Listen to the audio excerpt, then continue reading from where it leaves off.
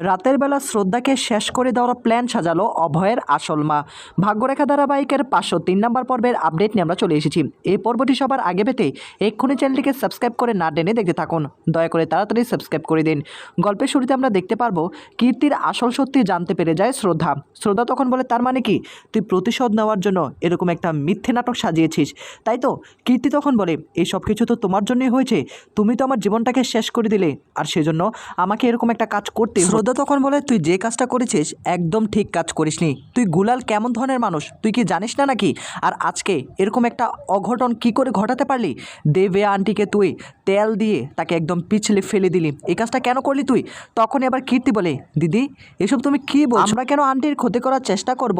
আর হ্যাঁ, গুলাল কিন্তু কোনোভাবে এই কাজটা করেনি, তাই ফ্লোরের মধ্যে কে তেল ছুড়লো না ছুড়লো সেটা আমরা কেউ জানি না। আমরা ছাড়াও তো ঘরের মধ্যে এমন অনেক মানুষ রয়েছে যারা দেবী আন্টিকে দেখতে পারে না, তারা হয়তো বা এরকম একটা কাজ করছে। তাদের কাছ থেকে আগে খোঁজখবর নাও, তারপর আমাদেরকে বলতে এসো। এই কথা শোনার পর তখনই সেখান থেকে শ্রদ্ধা চলে যায়, আর মনে মনে কি যেন প্ল্যান করতে থাকে কীর্তি। বাইরে বেরিয়ে আসে শ্রদ্ধা, তখন মনে মনে বলে, তাহলে এই কাজটা কে করবে? আমাকে সে খোঁজ লাগাতেই হবে। কিছুক্ষণ পরে হঠাৎ করে দেখতে পায় অভয়ের আসল মা লুকিয়ে লুকিয়ে বাড়ি থেকে বেরিয়ে যাচ্ছে। তখনই শ্রদ্ধা বলে, গতকাল রাতেও আন্টি কোথায় যেন চলে গিয়েছিল, আমি কোনো কিছুই জানতে পারিনি।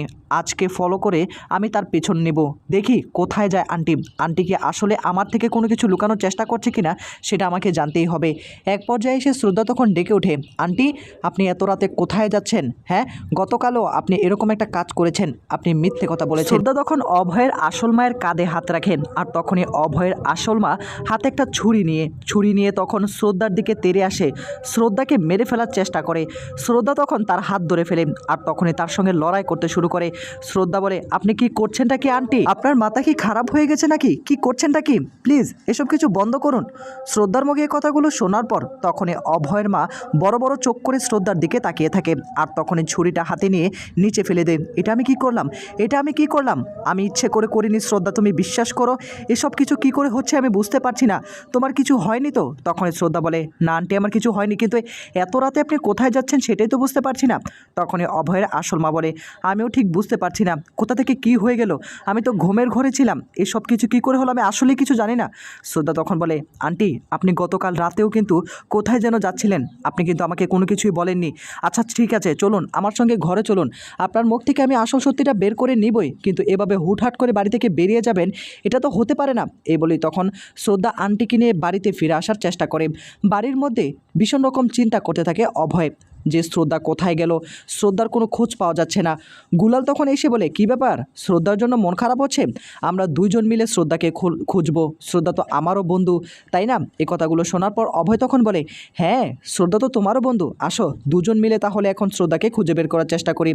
গুলালের কাঁধে হাত দিয়ে তখনই গুলালকে একটা ঘরে নিয়ে আসে, আর তখনই অভয় গুলালের হাত পা বেঁধে তাকে সেই ঘরে বন্দি করে সেখান থেকে পালিয়ে যায়, আর তখনই গুলাল চিৎকার চেঁচামেচি শুরু করে দেয়। এদিকে কিছুক্ষণ পরই শ্রদ্ধা আন্টিকে নিয়ে বাড়িতে ফিরে আসে। অভয় তখন শ্রদ্ধাকে দেখে বলে, শ্রদ্ধা তুমি কোথায় চলে গেলে? তোমাকে এত করে ফোন করলাম, ফোনটাও রিসিভ করছো না, চিন্তা হচ্ছিল তো? শ্রদ্ধা তখন বলে, তেমন কিছু না, আমি একটু বাইরে গিয়েছিলাম। এদিকে তখনই অভয়ের আসল মা বলতে শুরু করে, আসলে অভয় তুমি কিন্তু একটু বেশি চিন্তা করছো, আর হ্যাঁ এভাবে সন্দেহ করা একদম ঠিক না, ও একটু বাইরে গিয়েছিল হয়তোবা, তার মনের অবস্থা ভালো নেই। এই কথাগুলো শোনার পর শ্রদ্ধা তখন মিথ্যে কথা কেন বলছে সেটাই তো বুঝতে পারছি না, এমন তো কোনো ঘটনায় ঘটেনি। এর কিছুক্ষণ পরই কীর্তি ফিরে আসে। কীর্তি এসে বলে, আমার হাজব্যান্ড কোথায়, তাকে তো খুঁজে পাচ্ছিলাম না।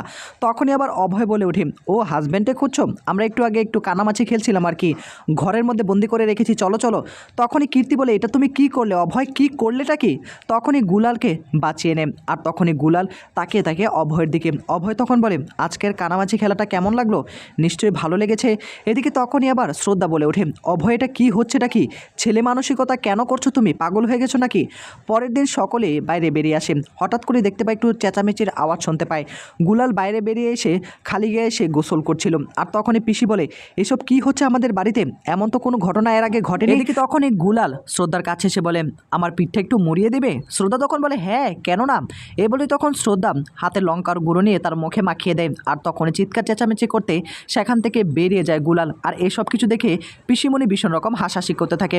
অন্যদিকে রান্নাঘরে সকলের জন্য খাবার রান্না করছে অভয়ের আসল মা। মা। আর এসেই এসব কিছু দেখতে পায় পিসিমণি তখন বলে এসব কি হচ্ছে কিছুই তো বুঝতে পারছি না, পাগলের মতো রান্নাবান্না করছে।